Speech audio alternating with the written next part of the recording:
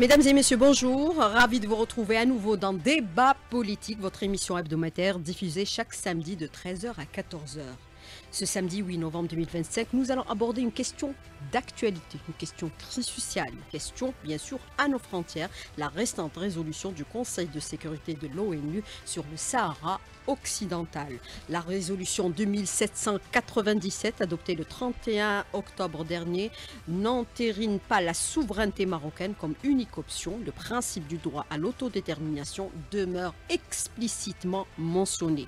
La prorogation du mandat de la MINURSO jusqu'au 31 octobre de l'année prochaine soulève plusieurs interrogations. Quelle en est la portée et quelle signification politique faut-il lui attribuer? Sahara occidental, la bataille de l'existence entre mensonges et manipulation, serait-ce la mise en œuvre d'un révisionnisme politique qui renie l'histoire et les acquis? Pour débattre de cette question, et bien sûr, cette question d'actualité, j'ai le plaisir de recevoir en direct dans le studio Dr Saïd Ayachi, président du comité de soutien et de solidarité avec le peuple sahraoui. Monsieur Ayachi, bonjour. Bonjour, merci pour votre invitation. Et nous avons en ligne avec nous à partir d'Addis Abeba, Monsieur Lekhal Ma'el-Einin, vice-président permanent de la République du Sahara occidental auprès de l'Union africaine, en direct avec nous au téléphone, comme je l'indiquais à l'instant, à partir d'Addis Abeba en Éthiopie. Et bien sûr, le plaisir aussi de recevoir M. Mohamed Hani, député membre de la Commission des Affaires étrangères à l'Assemblée populaire nationale. M. Mohamed Hani, bonjour. Bonjour Soïla, merci pour l'invitation. Alors messieurs, bonjour, ravi de vous recevoir dans ce studio de débat politique. Nous allons commencer ce débat avec bien sûr la partie concernée, à savoir le Sahara occidental, avec son représentant, M. Lekhal Ma'el-Einin. M. Lekhal Ma'el-Einin, bonjour. Bonjour madame, je suis le vice-représentant permanent de la République sahraoui auprès de l'Union africaine. Merci pour l'invitation. C'est ce que j'ai indiqué à l'instant. Alors, monsieur Lekhal Ma'el-Einin, il y a bien sûr cette déclaration à l'adoption de cette résolution de monsieur Brahim Ghali, le président sahraoui, face à ses partisans. Il a commenté la résolution numéro 2797 en critiquant le camp marocain pour manipuler les émotions des peuples à travers le mensonge, la tromperie et bien sûr en toile de fond des ambitions expansionnistes au niveau de la région. Il estime que tout est fait depuis 50 ans, puisque le conflit dure depuis pratiquement 50 ans, pour dénaturer les faits et retourner la résolution à son avantage, l'avantage du Maroc. Il a aussi salué le fait que la résolution mentionne explicitement l'autodétermination du peuple du Sahara occidental et le Front Polisario. D'ailleurs, Mossad Boulos, le conseiller spécial de Donald Trump pour l'Afrique et le Moyen-Orient, on l'a même entendu sur nos ondes, l'a clairement indiqué, et la résolution en fait également mention, bien sûr, de la question de l'autodétermination du peuple sahraoui. Il y a aujourd'hui, monsieur Lekhal Ma'el-Einin, une véritable manipulation de l'opinion, une volonté délibérée de travestir la résolution du Conseil de sécurité de l'ONU. Oui, c'est apparemment une habitude du Makhzen de manipuler l'opinion publique, surtout marocaine, mais aussi internationale, visant à semer la confusion. Comme vous avez tous suivi, et peut-être aussi vos auditeurs, le roi du Maroc en personne est sorti dans un discours triomphaliste directement après l'adoption de cette nouvelle résolution, et qui a été un discours qui a été transmis par tous les médias marocains, arabes, français et autres, pour essayer de dire que le Conseil de sécurité a définitivement tranché sur la question sahraoui en faveur du Maroc, qu'il a reconnu la souveraineté marocaine sur le Sahara occidental et d'autres mensonges. Mais bien sûr, toute personne qui a suivi le débat, car ça a été public, le débat des pays membres du Conseil de sécurité, a bien su que cette propagande marocaine ne tient pas. C'est une propagande qui a été, qui vise, comme j'ai dit, principalement les Marocains. C'est une propagande bien orchestrée, visant à neutraliser en quelque sorte le débat marocain interne sur la question sahraoui pour empêcher toute réflexion populaire raisonnable sur ce qui se passe vraiment dans cette question, sur aussi la légitimité des droits du peuple sahraoui à l'autodétermination, car c'est un débat qui commence à trouver sa place dans l'opinion publique marocaine, malgré toutes les pressions du Makhzen. Et enfin, ça a été aussi en quelque sorte une propagande visant à camoufler l'impasse réelle du Maroc qui est confronté à une instabilité accrue. Vous avez tous vu comment la génération Z est sortie dans les villes marocaines pour protester contre ce régime qui ne délivre rien sauf la pauvreté, l'oppression et l'impasse économique, l'impasse politique, surtout après qu'il a ouvertement normalisé ses relations avec Israël. Alors c'est toute une propagande visant à semer la confusion, principalement visant le peuple marocain et aussi visant aussi le peuple sahraoui, les Sahraouis qui suivent les médias marocains qui suivent les positions marocaines qui sont affectées d'une façon ou d'une autre par cette propagande. Mais comment vous qualifiez aujourd'hui le recadrage de cette position par Mossad Bolos, le conseiller spécial de Donald Trump pour l'Afrique et le Moyen-Orient, qui a rappelé clairement et qui a indiqué que la résolution fait mention bien sûr de la question de l'autodétermination du peuple sahraoui? On n'avait même pas besoin de paroles de M. Mossad Bolos, il peut dire ce qu'il veut. Pas seulement Bolos, aussi l'envoyé personnel du secrétaire général, M. Di Mistura, a clairement indiqué ce que la résolution a vraiment apporté, et surtout sur la question des négociations. Il faut lire le texte, il est disponible, c'est pas un secret.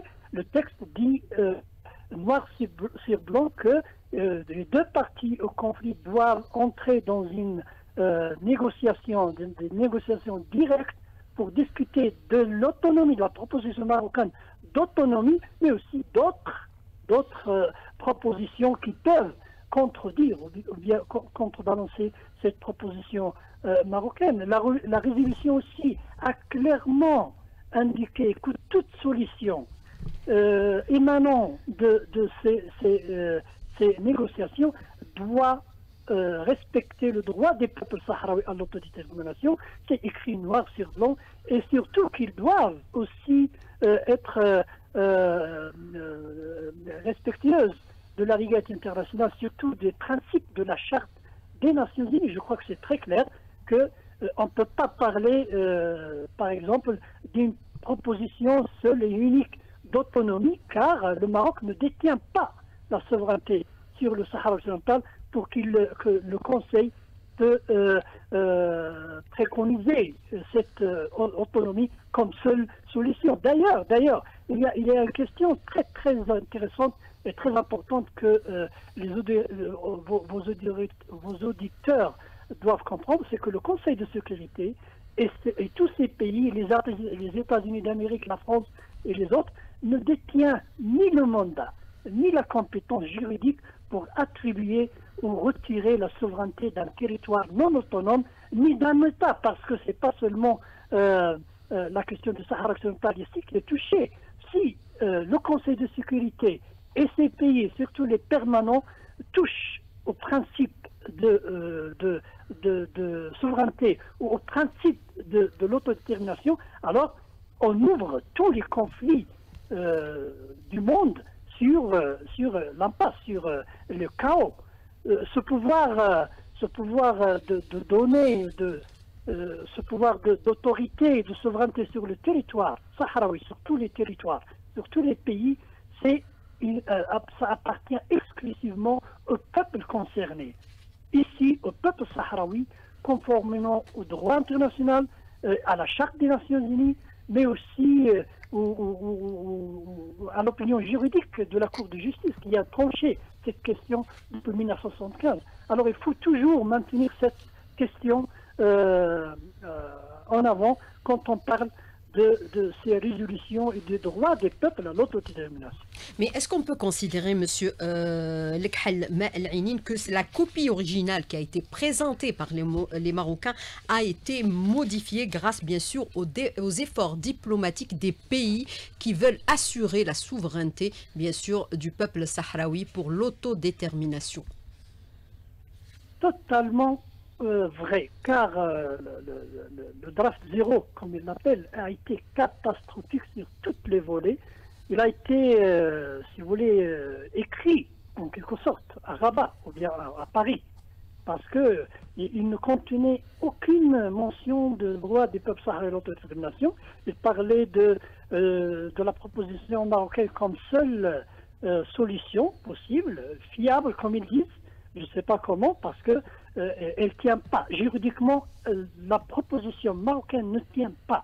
D'ailleurs, vous avez écouté comment Stéphane de Mistura a appelé le Maroc à délivrer une vraie proposition, et surtout quels sont les fondements juridiques sur lesquels cette proposition va se bâtir, car on ne peut pas imposer une autonomie à un pays non autonome qui est inscrit dans la liste de décolonisation par la puissance occupante.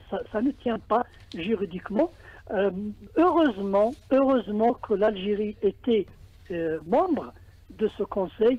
Heureusement que la Russie, que d'autres pays n'ont pas accepté cette violation flagrante, car s'il avait accepté et laissé passer, alors on peut dire que le Conseil de sécurité est fini. Il n'a plus de crédibilité, il n'a plus de terrain légal sur lequel il peut convaincre les pays de prendre ces résolutions au sérieux, car n'importe quelle grande puissance peut retirer la souveraineté, entre guillemets, d'un gouvernement, d'un peuple, et nous donnons à un autre. C'était vraiment ridicule. Heureusement, comme j'ai dit, l'Algérie, la Russie, le Pakistan, vous avez vu comment le Pakistan a intervenu surtout sur la question d'autodétermination, car il est soucieux, lui aussi, de ses propres droits et de droits des peuples, par exemple à Cachemire, de l'autodétermination. Même les pays qui ont voté en faveur de cette résolution, je mentionne ici par exemple la Slovénie, le Danemark, ont maintenu cette position en faveur des droits du peuple sahraoui à l'autodétermination. Et la Slovénie a même dit clairement que le Conseil et les pays membres du Conseil n'ont pas le mandat ni le droit de retirer la souveraineté ou de la donner à quiconque. Alors ça a été très clair, c'était un débat sur la souveraineté plus que sur la résolution de la question sahraoui. C'était vraiment la crédibilité du Conseil lui-même a été en question. Alors, bien sûr, monsieur Lekhal Ma'al-Ainin, vous pouvez rester en ligne avec nous, intervenir à n'importe quel moment, puisque nous avons ici, au niveau du studio, également avec nous deux autres invités, monsieur Saïd Ayachi et monsieur Mohamed Hani. Alors, monsieur Saïd Ayachi, vous connaissez trop bien ce dossier du Sahara occidental, vous le suivez depuis pratiquement plus d'une trentaine d'années, si ce n'est plus. Est-ce qu'on peut considérer, puisque monsieur Lekhal Ma'al-Ainin, il a parlé, bien sûr, de questions de souveraineté des Sahraouis sur leur territoire, leur volonté d'autodétermination. Il y a eu beaucoup de critiques par rapport bien sûr à cette résolution et notamment la position des États-Unis et la France au niveau du Conseil de sécurité. On les accuse de vouloir légitimer l'occupation marocaine du Sahara occidental en soutenant le plan d'autonomie proposé par le Maroc au détriment du droit du peuple sahraoui à l'autodétermination puisqu'ils n'ont pas été consultés. Monsieur Saïd Ayachi. Je dirais d'abord au détriment du droit international. Au détriment du droit international, dont ils ont mandat de le protéger, de le faire appliquer pour garantir la paix et la sécurité dans le monde. D'une certaine façon déjà, j'allais dire, ils sont défaillants vis-à-vis du mandat que leur a donné la communauté internationale. Mais plus encore, ces trois membres permanents du Conseil de sécurité qui ont fait la proposition, donc la première version de leur proposition aux autres membres du Conseil de sécurité, à mon sens, ont accompli une véritable agression contre le droit international et un manque de respect flagrant vis-à-vis des autres membres, puisqu'ils viennent avec une résolution qui fait fi du droit international et qui, par ailleurs, leur impose une résolution d'abord, j'allais dire, à prendre ou à laisser, et d'autre part, qui a ignoré complètement toutes les autres résolutions sur le problème, des résolutions passées, une cinquantaine, et une cinquantaine aussi de recommandations de la 4e commission, qui elle-même, il y a à peine 4 semaines, avait recommandé l'autodétermination pour le peuple sahraoui. Quand je parle de la 4e commission, c'est l'Assemblée générale, puisque l'Assemblée générale fait remonter la proposition, ses recommandations à l'Assemblée générale, qui ont fait une adoption. Et donc le Conseil de sécurité, et ça c'est un des grands paradoxes des mécanismes des Nations Unies, auxquels tout le monde appelle à reformer, l'Assemblée générale, j'allais dire, est dans la légitimité et dans la légalité internationale, et le Conseil de sécurité, pas tous, mais au moins 3 membres permanents, qui sont porteurs du projet de la résolution, la première version, le 2797, étaient complètement contre le droit international. Alors nous sommes face à une dérive, un dérapage selon vous. C'est un précédent qui vient d'être créé par le Conseil de sécurité de l'ONU. Cela aurait été d'abord très dangereux à plusieurs titres. D'abord, après le génocide de Gaza, où l'ONU n'a pas pu intervenir pour arrêter le massacre, si cette résolution serait passée, ça aurait été le discrédit de l'ONU, et à ce moment-là, il ne restait plus aucun mandat pour les Nations Unies pour mener à bien leur mission au sein de la communauté internationale. Alors des militants des droits de l'homme dénoncent également une hégémonie diplomatique, la dérive néocoloniale de certaines puissances occidentales et le risque de soumission du Conseil de sécurité aux volontés unilatérales de certains pays, au mépris bien sûr de son rôle de médiation et d'équilibre pour la paix à travers le monde. Quel est votre commentaire justement précisément par rapport à cette question, Monsieur Mohamed Hani? Est-ce qu'une nouvelle, c'est-à-dire méthodologie, est en train de se mettre en place aujourd'hui? Alors tout d'abord, j'aimerais rappeler après l'adoption de la résolution, c'est que nous avons eu affaire à une démonstration où le régime marocain, le royaume du Maroc, et je vais utiliser ce terme pour m'expliquer plus tard, nous a montré qu'il savait faire dans la désinformation et dans le mensonge. Tout d'abord, on voit le discours du roi du Maroc qui a menti à ses sujets en premier lieu, et puis à la communauté internationale. Il suffit de lire la résolution, comme l'a précisé M. El-Khalm Al-Ain, elle est claire. Aujourd'hui, l'autodétermination, elle est toujours d'actualité. La mission de la MINURSO, elle est là pour une année, et on parle du droit du peuple sahraoui. Donc maintenant, au niveau du Conseil de sécurité, quand on voit le draft 0, comme l'a si bien dit, donc le premier brouillon, où nous comprenons tout de suite qu'il y a un axe qui s'est créé entre Paris et Rabat, où il y a eu une intention de supprimer ce droit, d'effacer l'histoire et le combat de 50 années du peuple sahraoui. Donc en aucun cas la communauté internationale, et heureusement, comme l'a si bien précisé M. Ayashi, il y a des membres du Conseil de sécurité qui ont été là, présents, ainsi que la diplomatie algérienne. Maintenant, on vit une chose, c'est qu'on a l'impression qu'il y a du révisionnisme politique. Quel est l'objectif? C'est pour des intérêts très restreints, des intérêts économiques, des intérêts commerciaux, des intérêts stratégiques. Mais nous constatons aujourd'hui que grâce à ces pays qui sont opposés à la première version de cette résolution, le peuple sahraoui va maintenir son droit bien évidemment, et puis le combat continuera pendant l'année prochaine grâce à la prolongation du mandat de la MINURSO. Mais est-ce qu'on peut parler d'hégémonie diplomatique? À Gaza, on a voulu déporter les Gazaouis, les faire quitter leur territoire. Aujourd'hui, on est en train d'imposer aux Sahraouis un plan qui ne leur convient pas, alors que leur revendication depuis plus de 50 ans, c'est leur autodétermination. Entièrement, clairement, on a essayé de supprimer la voix du peuple sahraoui pour aller dans la même vision expansionniste et pourquoi pas parler plus tard d'un déplacement des populations. Donc aujourd'hui, moi je le comparais au crime commis à Gaza. Hein. Si ça a été adopté tel que prévu la première fois, bien évidemment, s'orienter pleinement sur ce qui se passait à Gaza. Alors si on voyait les choses plus clairement, Monsieur Mohamed Hani, est-ce qu'on pourrait considérer que c'est là une mise en œuvre d'un révisionnisme politique qui renie l'histoire, les acquis, la religion et l'identité des peuples? et leur territoire également. Clairement, lors du draft 0, on était en plein dedans. C'est qu'aujourd'hui, on remet le combat du peuple sahraoui, on remet l'existence du peuple sahraoui, on prend une décision, on a essayé de prendre des décisions au détriment de la voix du peuple sahraoui. Et aujourd'hui, heureusement, encore une fois, c'est que les 3 États membres permanents qui ont soulevé ces points-là, le droit sahraoui est maintenu et la voix du peuple sahraoui est maintenue. Donc, encore une fois, ces négociations qui auront lieu, ça sera entre les 2 parties prenantes et ce n'est pas l'Algérie qui jouera ce rôle-là. Alors, révisionnisme politique également. Monsieur Saïd Ayachi. La formule peut-être est heureuse. Moi, pour ma part, je retiendrai que d'abord, c'est une forme de colonialisme. Hein. Nous sommes revenus au 19e siècle. C'est-à-dire... Cautionné par le Conseil de sécurité de l'ONU. Pas le Conseil de sécurité, certains membres du Conseil de sécurité. Parce que heureusement qu'il y a eu 2 autres membres permanents qui, eux, ont refusé la violation du droit international. Et entre la Fédération de Russie qui a présidé la session, qui a beaucoup fait pour qu'on reste sur la ligne du droit international avec les autres membres non permanents et d'ailleurs des membres au-dessus de tout soupçon. Si je cite le Danemark, par exemple, qui fait partie du camp occidental, mais qui, dès le premier jour, a refusé catégoriquement la version initiale apportée par les 3 membres permanents du Conseil de sécurité.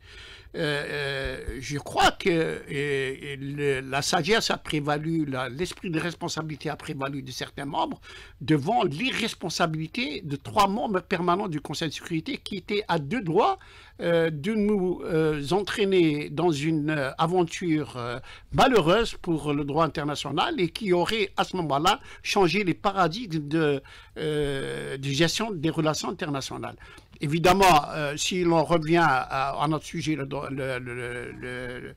le problème du Sahara occidental, la question du Sahara occidental, tout le monde sait que c'est le droit international qui est très clair en faveur du peuple sahraoui et le concept central qui a été très bien expliqué par notre ministre des Affaires étrangères de façon très pédagogique, je crois qu'il n'y a rien à ajouter, c'est la consultation du peuple sahraoui. C'est ça qui est le centre de toutes les discussions.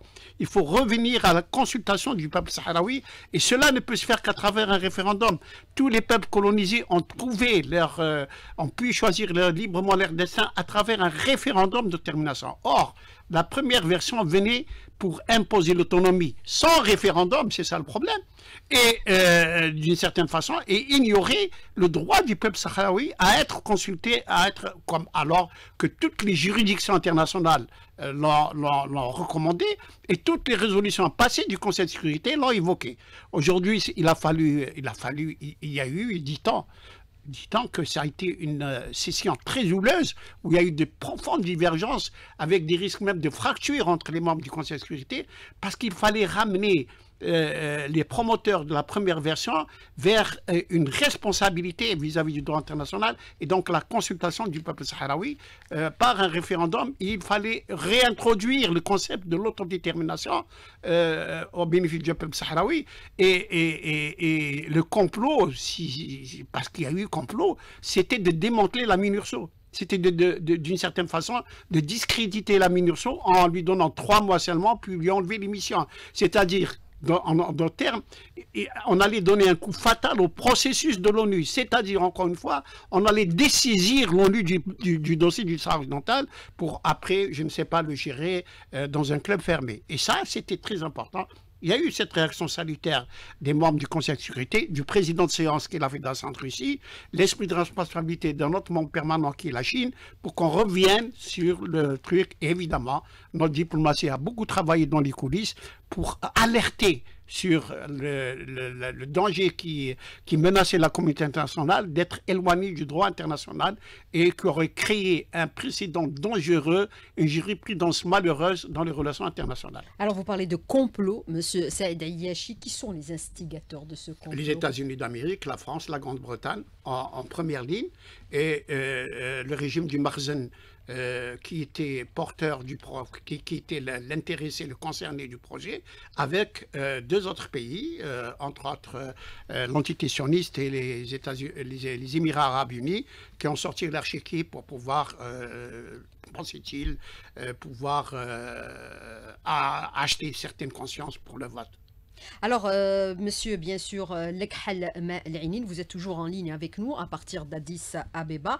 Le débat aujourd'hui est autour de cette question du Sahara occidental. Monsieur Saïd Ayachi, il parle bien sûr de la violation flagrante du droit international. Il parle même de complot par certains pays instigateurs. Il y a eu la prorogation du mandat de la MINURSO jusqu'au 31 octobre 2026 de l'année prochaine. Cela soulève plusieurs interrogations. Quelle en sera la portée et quelle signification politique faut-il lui attribuer aujourd'hui, et est-ce qu'elle aura un peu les coups des franges pour pouvoir exécuter sa mission, puisque par le passé, M. Ayachi avait considéré qu'elle a été empêchée de le faire. Quelle est votre réponse, M. Lekhal Ma'al-Ainin? Je suis totalement d'accord avec l'analyse du docteur Ayachi. Je dis que cette mission a été poussée à faillir, si vous voulez, pendant toutes ces années, à faillir à sa mission fondamentale, qui est l'organisation du référendum à l'autodétermination. Les pays membres permanents, surtout la France, mais aussi maintenant on sait que les États-Unis, on l'a toujours su, mais maintenant les cartes sont sur table. Des pays permanents ont toujours mis des obstacles face à cette mission. Ils ne veulent pas permettre au peuple sahraoui d'exercer son droit à l'autodétermination. Ils croient que leur soutien à l'occupation marocaine est la solution à cette question pour, soi-disant, défendre leur intérêt, ce qui est totalement erroné, car les intérêts ne se défendent pas par la violation de la loi internationale, ça sera la loi de la jungle. On retournera aux années d'avant-guerre mondiale, et on retournera à l'oppression et à l'expansionnisme qui a poussé les États et l'humanité à créer les Nations Unies pour justement empêcher les pays expansionnistes d'imposer le colonialisme. Maintenant, apparemment, il y a des pays très puissants qui veulent retourner au colonialisme. C'est une nouvelle phase de colonialisme. Ils n'ont pas ils ne sont pas satisfaits de leur contrôle économique des pays africains surtout. Maintenant, ils veulent intervenir, ils veulent installer des pions, leurs pions, des régimes qui peuvent leur donner les intérêts qu'ils veulent, et c'est vraiment, vraiment dangereux. Alors, mais quels sont, Monsieur Lekhal Ma'al-Ainin, quels sont ces pays justement, puisque vous les avez les États-Unis d'Amérique, la France, Israël, les Émirats, ils sont déclarés maintenant, c'est plus un secret. Ils ne se cachent plus de ce qu'ils veulent imposer à la légalité internationale. Vous avez vu comment ils ont réagi au génocide à Gaza. C'est suffisant. C'est suffisant de comprendre qu'il y a une vraie attaque contre la légalité internationale, contre la charte des Nations Unies et contre les droits humains, les droits des peuples. Maintenant, on ne peut même pas en Occident dire que l'État zioniste ou bien l'entité zioniste est un régime génocidaire.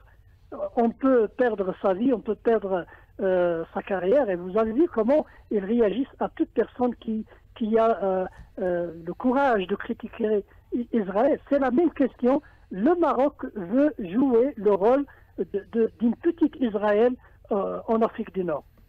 Alors, la question du Sahara occidental, c'est une bataille d'existence pour les Sahraouis. Rien ne se fera sans les Sahraouis. Monsieur Lekhal Ma'al-Ainin, vous êtes déterminé. Pas seulement pour les Sahraouis, les Sahraouis sont occupés. Vous êtes déterminé à aller vers l'autodétermination. Vous êtes déterminé sur la question de l'autodétermination.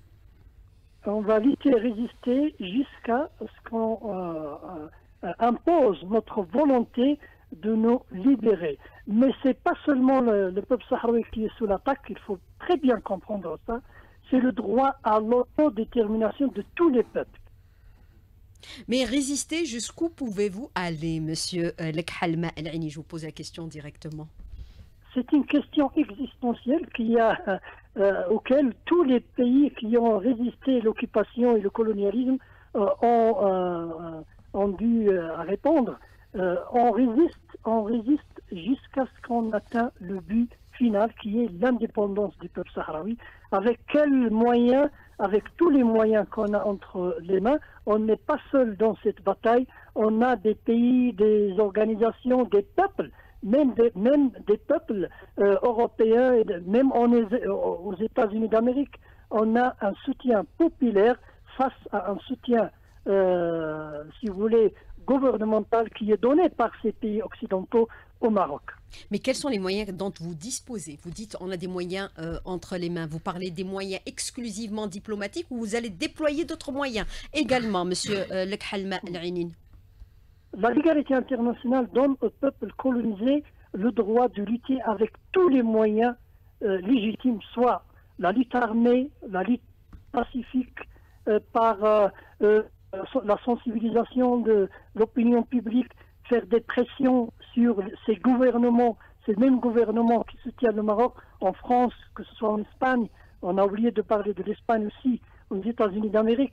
Les manières et les, si vous voulez, les mécanismes de lutte pacifique, c'est pas le peuple sahraoui qui va les créer ou qui va les inventer, ils sont sur table.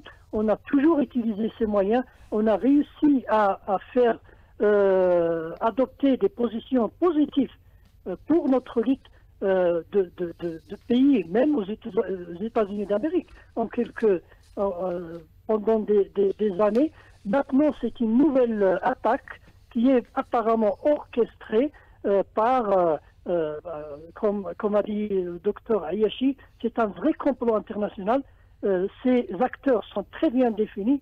On va attaquer les opinions publiques, mais aussi ces pays, leur crédibilité internationale est ébranlée. Ils n'ont pas besoin de la question sahraoui pour faire savoir à leur peuple qu'ils soutiennent une occupation, qu'ils soutiennent l'illégalité. Alors je crois que ça va être une bataille très très difficile, mais on va la gagner. Vous avez commencé déjà à le faire?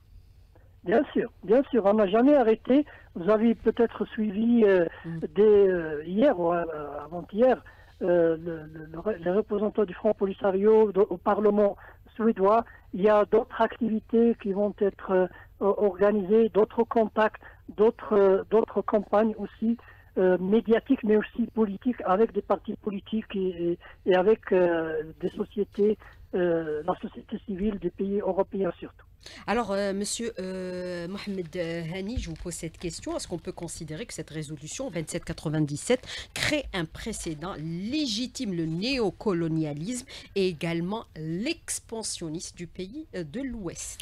Ah, tout à fait, tout à fait. Si cette première version avait été adoptée, bien évidemment, le premier projet, donc, comme l'a si bien dit M. Ayashi ainsi que M. Lekhalma El-Ain, avec la complicité des États-Unis, des Français et des Anglais, c'était carrément revenir au colonialisme officiel et légitimé. Donc, Dieu merci, ça s'est pas fait de cette manière-là. Donc, il y a eu des voix qui sont portées dans le cadre du respect du droit international. On parle du respect du droit international, donc pas de violation de ce droit.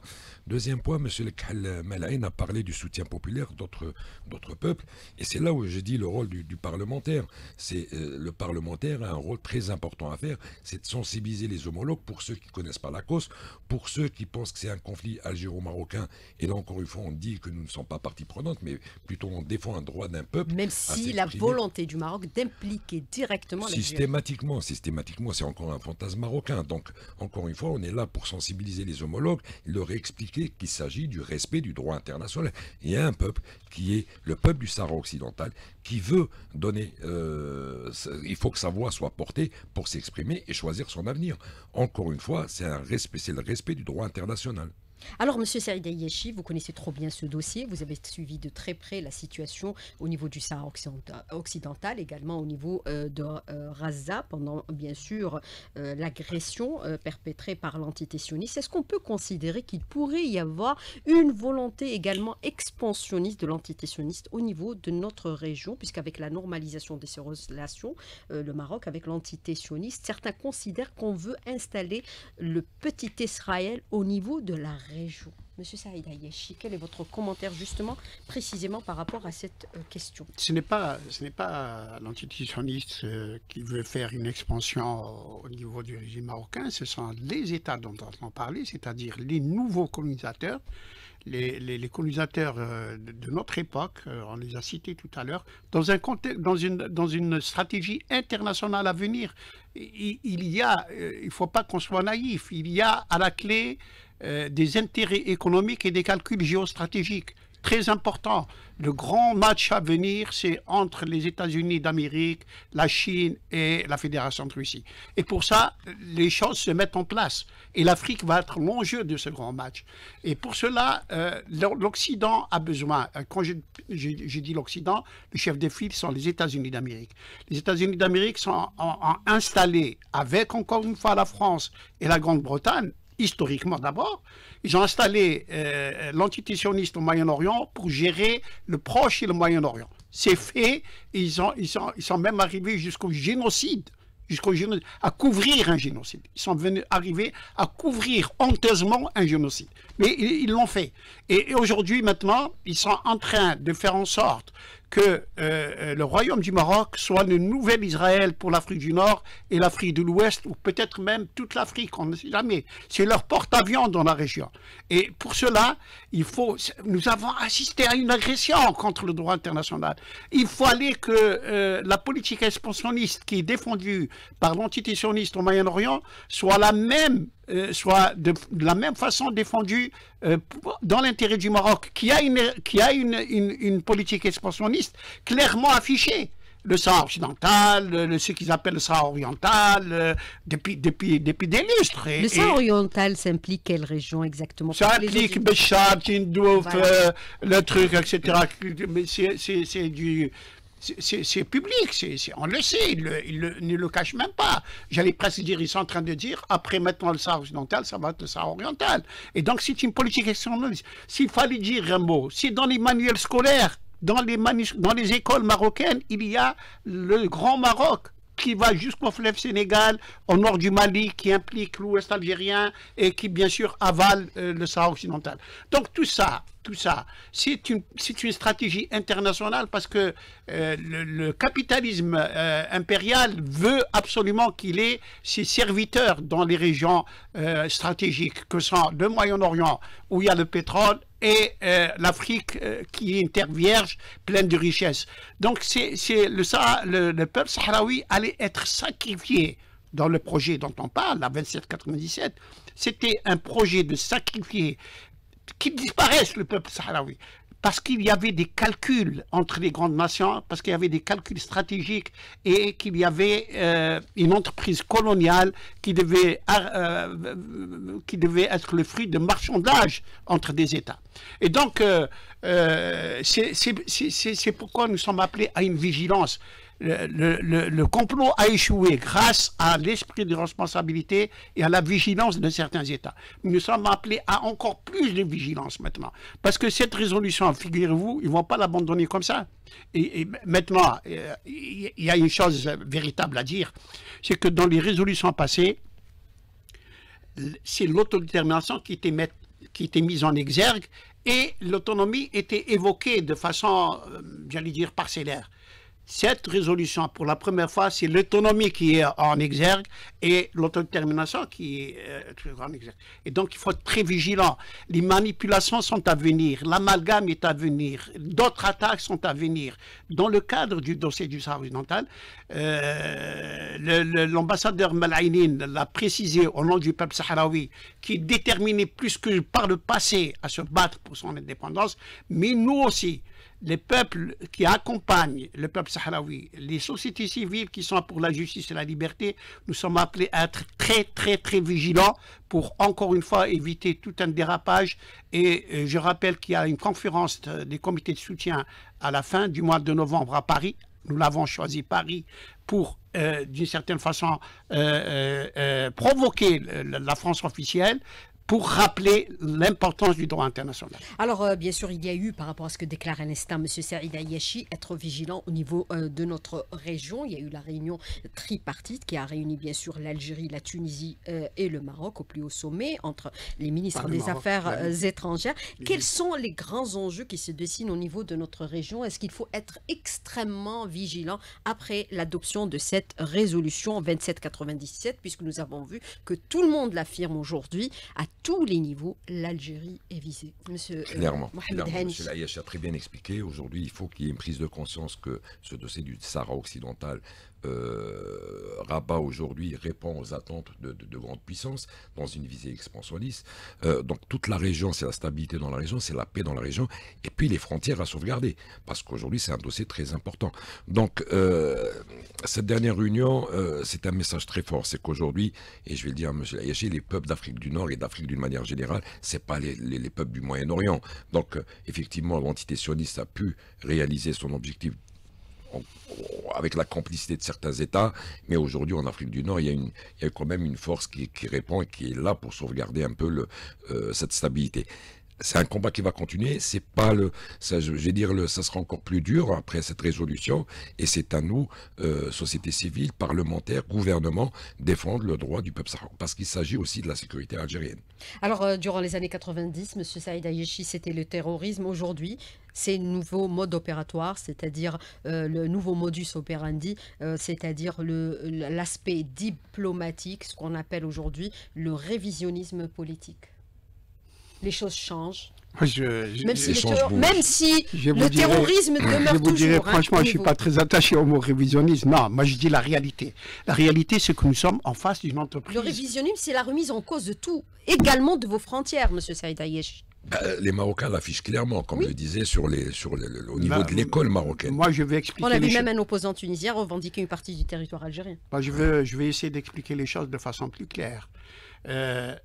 À Dieu ne plaise, si cette résolution était passée et qu'à terme, le Maroc serait installé au Sahara occidental. C'est la déstabilisation permanente pour notre pays. C'est la déstabilisation qui suivrait les dominos, la fameuse théorie des dominos de la Tunisie. Ils l'ont fait déjà en 63. Et c'est pour ça que nos dirigeants ont pris l'initiative de réunir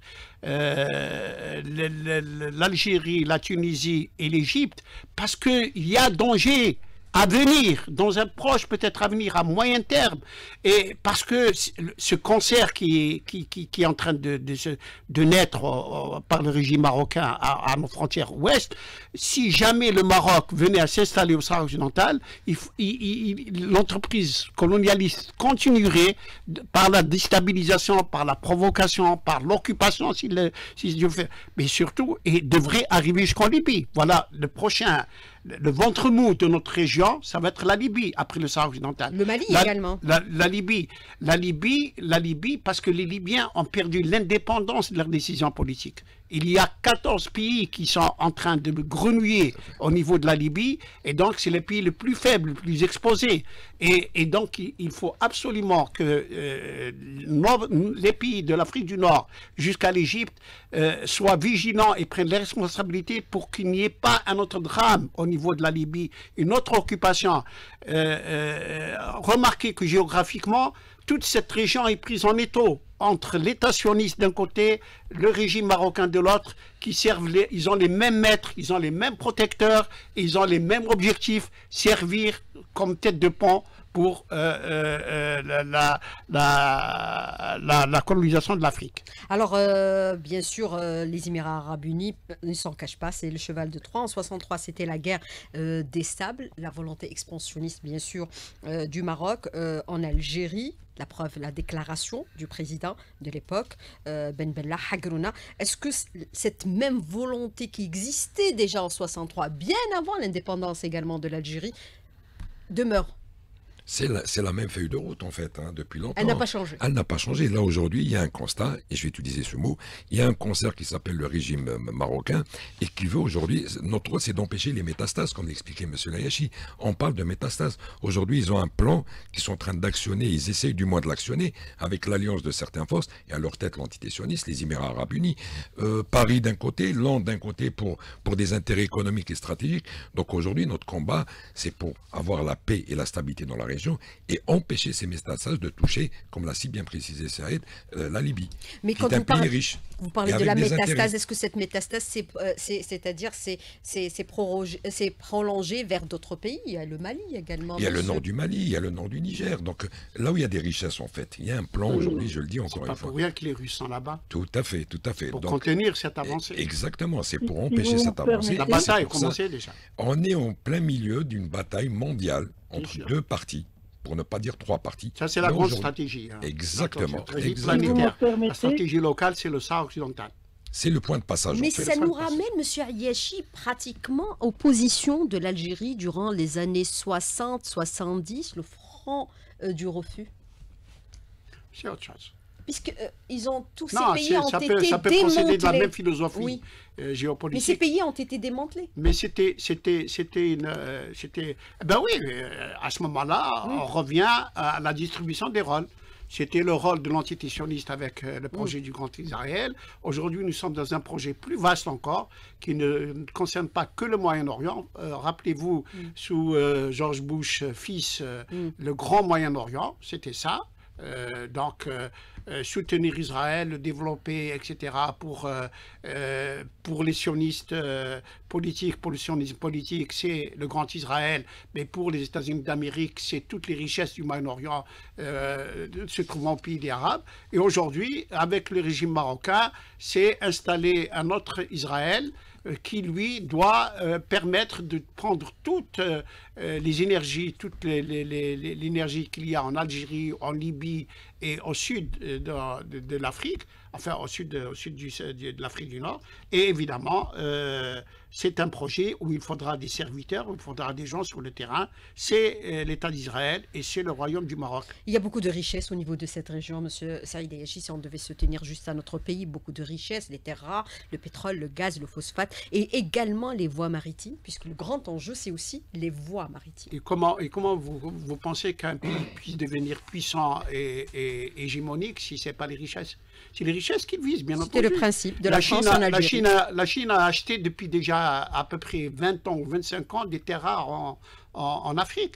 La Fédération de Russie s'est déjà développée en Centrafrique, en partie au Tchad, mais maintenant au Sahel, etc. Parce que chacun défend ses intérêts. Ce sont des intérêts colossaux, ce sont des intérêts planétaires. Et les États-Unis d'Amérique qui comptaient sur la France pour pouvoir être le représentant de l'Occident dans ce partage, la France s'est faite jeter par médiocrité politique de ses dirigeants, s'est faite jeter dehors par une nouvelle génération de dirigeants africains qui sont très conscients de la chose et qui ne veulent pas de nouveau colonialisme. Et évidemment, ils reviennent à la charge comme je mets en garde. Cette résolution, c'est pas gagné. Ils vont revenir à la charge, ils ne vont pas abandonner. C'est pour ça que nous devons être vigilants. Mais dans un étage plus haut, être vigilant aussi de ce que vont développer ces mêmes pays à travers le Maroc pour nous déstabiliser, pour aller encore une fois déstabiliser la Libye et d'une certaine façon lui porter encore des coups plus durs pour se saisir des richesses de la Libye et évidemment après se battre pour l'Afrique subsaharienne. Alors, il l'a dit, M. Saïd Ayachi, l'Afrique sera bien sûr le théâtre des grands conflits, des grandes puissances au niveau de cette région. Beaucoup de pays sont présents actuellement. Il y en a 14 au niveau de la Libye qui, bien sûr, se disputent les richesses de ce pays. Non, et pas seulement. Il y a aussi les voies maritimes, les accès, les frontières, les États, etc. Il faut être vigilant, c'est ce que vient de dire à l'instant M. Saïd Ayachi, être vigilant sur le plan diplomatique, être très offensif, sur le plan militaire aussi, parce que on ne peut pas prédire l'avenir. Également médiatique, Monsieur Mohamed Hani est très offensif. Monsieur Saïd Ayachi a parlé par le passé de la nécessité d'engager carrément une guerre médiatique. Nous sommes en pleine guerre médiatique. Ouais. Nous sommes en pleine guerre médiatique et malheureusement le régime marocain, donc le Marsen, sait faire dans la fake news. Hein, il sait très très bien faire. La Et manipulation. la meilleure preuve, là, ils ont Il a même même de impliqué. l'avance. Tout à fait. Ils ont même impliqué le roi du Maroc suite à la résolution où il a Le menti roi à se tout. prête. Le roi se prête à la manœuvre. Exactement. Je pense que c'est Bien le que l'ironie est manager. quelque chose qui n'est pas acquis. Tout à fait, tout à fait. Et ils utilisent aussi des moyens que tout le monde connaît. Nous le connaissons dans les instances internationales. Donc, nous avons eu des scandales au sein du Parlement européen. Les moyens utilisés, donc les exportations de drogue. Le premier fournisseur et exportateur, donc c'est une ressource. Voilà la richesse Surtout le marocaine. chantage. Et le chantage. Et Le le chantage sur de très hautes personnalités. Tout à fait. Sanchez et compagnie. Exactement, exactement. Et pourquoi pas d'autres États aussi, où il y a eu aujourd'hui... Pegasus, on s'en souvient. Exactement, donc le financement de Pegasus par les Émirats Arabes Unis, donc pour leurs amis marocains. Donc aujourd'hui, c'est Ça, tout c'est ça. l'autre chétan. Hein. C'est Les Émirats Arabes Unis. Oui, oui, parce qu'ils ont le chéquier. Exactement, c'est le chétan avec le... Avec On va pas le dire. Donc aujourd'hui, cet argent sale permet au régime marocain d'influencer d'une manière Je voudrais, illicite. Souhaila, rappeler un truc rapidement Oui. à propos de la Libye.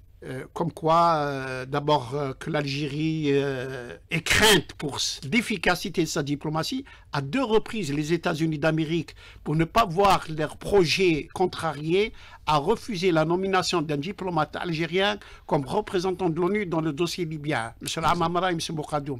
On les a refusés à 2 reprises parce qu'on ne veut pas d'Algérie qui risquait de régler le problème libyen. Et Et c'était donc, juste il ne après fallait les- pas que le dossier soit réglé. Parce Mais, qu'ils savent très bien vous que savez- les Algériens sont là pour trouver une solution et non pas pour influencer. Mais vous savez que si on revenait à l'histoire, parce que l'histoire se refait, se réécrit, si on revenait aux déclarations du feu Kadhafi et Saddam Hussein, ils avaient pratiquement prédit ce type de scénario que nous vivons aujourd'hui. Alors très rapidement sur la question, avant de retourner vers M. Lekhal Ma'al-Ainin, puisqu'il est en ligne toujours avec nous à partir d'Addis Abeba, la prorogation du mandat de la MINURSO, est-ce que vous pensez que ça va réussir cette fois-ci, M. Saïd Ayachi, puisque par le passé, vous aviez dénoncé son inertie, son inefficacité. D'abord, notons que c'est une réussite d'avoir obtenu la prolongation de son mandat. Parce D'une que année. le projet initial, c'est de démanteler la MINURSO. La MINURSO qui a le malheur de porter dans son acronyme le mot référendum. On ne veut pas de ce mot. On ne veut pas de référendum pour le peuple sahraoui. Alors que c'est ça le substrat de la solution, c'est la consultation du peuple sahraoui par un référendum. Et donc, le fait d'avoir réussi, ça a été une bataille à l'intérieur du Conseil de sécurité, d'avoir reconduit la MINURSO pour une année, c'est déjà une victoire immense. La deuxième, c'est que l'existence de la MINURSO prouve que l'ONU est toujours chargée du dossier du Sahara occidental. C'est le processus politique mené dans l'ONU, dans le plan de règlement qui a été défini en 1991 et la MINURSO créée par ce même Conseil de sécurité qui aujourd'hui est reconduit dans ses missions. Soyons vigilants, dans un proche avenir, on va essayer de lui changer les missions pour la dévitaliser, pour la vider de son contenu, mais à ce moment-là, maintenant, vous savez qu'ils nous ont rendu service avec cette résolution. Ils nous ont réveillés. Parce qu'il y avait un ronron qui faisait que les envoyés personnels et que le truc et le Marseille, tout le monde se disait, bon, on reporte. Aujourd'hui, avec l'agression qu'ils ont produite le 30 octobre, le 23 octobre en réalité, mais qui s'est terminée, ils nous ont réveillés. Il faut une nouvelle mobilisation. Il faut maintenant revoir, faire les corrections qu'il faut, faire les ajustements qu'il faut, faire les réglages qu'il faut dans notre stratégie d'attaque pour nous battre pour l'autodétermination du peuple sahraoui. Mais il faut aussi parallèlement faire comme pour les Razaouis, mobiliser l'opinion internationale. Alors, Monsieur Lekhal Ma'al-Ainin, vous êtes toujours en ligne avec nous à partir d'Addis Abeba. Moi, je voudrais vous poser cette question. Il y a Brahim Ghali, le président sahraoui, a appelé l'ONU à honorer ses engagements dans le dossier de décolonisation du Sahara occidental et a mis en garde contre les politiques de l'occupation marocaine selon lesquelles il se livre à la répression, impose un blocus et des restrictions, s'accapare de leurs terres et de leurs biens, pille leurs ressources naturelles. C'est un véritable dérapage que vivent actuellement les Sahraouis au niveau de leur territoire. Monsieur Lekhal Ma'al-Ainin. Avant de répondre à votre question, j'aurais voulu participer Oui, à allez-y. l'analyse Vous pouviez intervenir, hein, vous étiez en ligne. Ben, on a perdu Monsieur Lekhal Ma'Elrinin. On va le reprendre à l'instant. Il y a Fatima qui est derrière la console. Elle va le rappeler tout de suite. Alors moi, je voudrais vous poser la question. Je vous la retourne, Monsieur Saïd Ayachi. Il y a une véritable situation de colonisation, puisqu'on parle de pillage des ressources, l'occupation des terres sahraouis illégalement, la répression, le blocus, les restrictions. Avec la complicité, bien sûr, des médias également, il faut en parler. Parce que in fine, c'est quoi l'objectif? L'objectif, ce sont les ressources. Le Sahara occidental est très riche. On peut estimer ce niveau de pillage aujourd'hui, puisqu'il y a eu des rapports qui ont été élaborés par certaines instances internationales, comme voilà, au niveau de l'Union européenne. On le sait, c'est 600 millions. La Cour de l'Union européenne. Oui. C'est 600 millions de dollars pour les produits agricoles et $1 milliard pour le phosphate, pour ce qui est par année. Pour ce qui est du pillage et de la spoliation des ressources naturelles sahraouis, je ne compte pas le poisson, alors que ce sont les côtes les plus poissonneuses du monde, avec celle de la Mauritanie. En violation des dernières décisions de la Cour de justice. Bien entendu. Et bien sûr, nous avons en ligne avec nous M. Lekhal Ma'Elrinin pour la question que je vous ai posée. Vous voulez d'abord un commentaire par rapport au débat? Allez-y. Oui, absolument. Apparemment, en Afrique du Nord, peut-être parfois on oublie qu'on est africain, qu'on fait partie. Oui, on l'oublie souvent. Qui est visé maintenant, pas seulement en Afrique du Nord, pas seulement au pays du Sahel, mais même le Nigeria. Vous avez vu comment Trump menace directement le Nigeria. Pas seulement le Nigeria, en Afrique du Sud. Le gouvernement d'Afrique du Sud est sous pression de la part de l'Occident, la Namibie, les pays de l'Afrique de l'Ouest, l'Égypte. Alors, apparemment, c'est une tendance qui est occidentale, mais pas seulement occidentale. Et les puissances internationales, semble-t-il, sont en train de se battre pour justement les ressources naturelles de cette Afrique. Les Américains et les Occidentaux veulent faire pression sur la Russie et la Chine, surtout qui ont avancé dans leurs relations avec plusieurs pays africains, surtout pour les États-Unis d'Amérique, ils visent à freiner, si vous voulez, l'élan de la Chine qui va contrôler et qui contrôle maintenant l'économie internationale, qui contrôle toute cette avancée technologique qui vont façonner le futur de l'humanité. Malheureusement, peut-être plusieurs Africains, surtout en Afrique du Nord, on passe ça sous les radars. On ne comprend pas que cette attaque, par exemple, contre le Sahara occidental, ça vise pas seulement le Sahara occidental, ça vise l'Algérie, il vise toute l'Afrique du Nord, il vise l'Afrique, il vise la charte et les lois constitutionnelles de l'Union africaine qui est maintenant paralysée, car plus de la moitié des peuples et des membres de l'Union africaine sont ou bien en guerre ou bien sous sanction de la part de l'Union africaine elle-même, ou bien ils sont incapables de contribuer dans la politique et l'économie nécessaire pour vraiment bâtir une Union africaine qui peut faire face à ces machinations et à ces complots occidentaux, mais pas seulement occidentaux. Alors, mais monsieur Lekhal Ma'Elrinin, par rapport à l'Union africaine, puisque vous abordez la question, comment vous justifiez aujourd'hui le silence de l'Union africaine par rapport à cette question? Est-ce que la question africaine ne doit pas être traitée et réglée par les Africains eux-mêmes? Qu'est-ce que l'Union africaine a fait pour le Soudan? Qu'est-ce que l'Union africaine a fait pour les pays du Sahel? C'est justement ce que je venais de dire. L'Union africaine maintenant est en crise de leadership.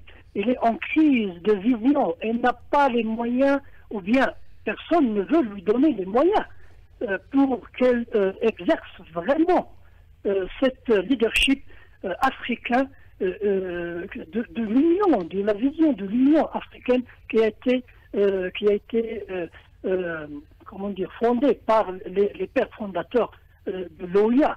Maintenant, l'Union africaine est un organe, est une organisation presque paralysée.